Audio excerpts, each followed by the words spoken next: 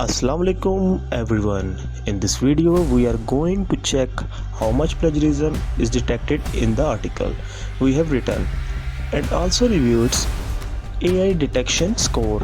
Make sure to watch the video till the very end.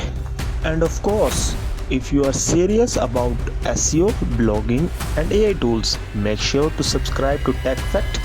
Alright, now move towards the video now and see the results together.